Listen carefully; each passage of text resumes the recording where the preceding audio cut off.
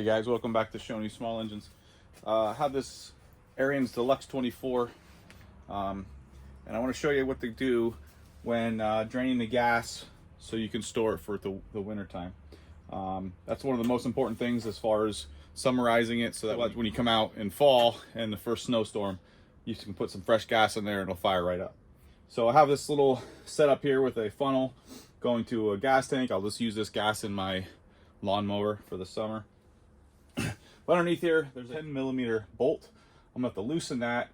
I'm gonna turn the fuel on and let all the fuel come out of the gas tank. I usually leave the carburetor dry during the winter time, and I just turn the fuel on, let it fill up, and then it's ready to go.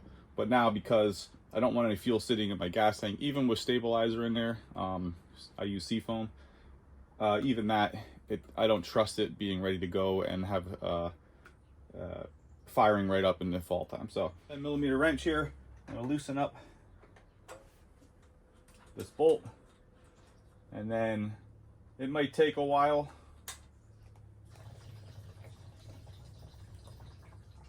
It may take a while, but I'll come back in like an hour. This should all be drained out. Another way you can do it is to siphon the water, fuel out, but I figured just one bolt, let it drain.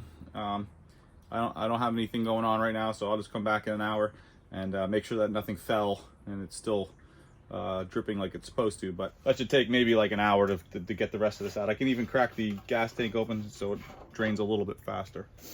All right, guys. The other thing I would do is just check the oil, make sure the oil level is good, make sure the tires are aired up, and I like to lift the front auger up off the concrete so it's not sitting on that cold, moisture gathering concrete, and that way it doesn't rust for the spring. So, got any questions? Hit me up in the comments. Make sure you like, subscribe, and I'll catch you guys next time. Thanks for watching.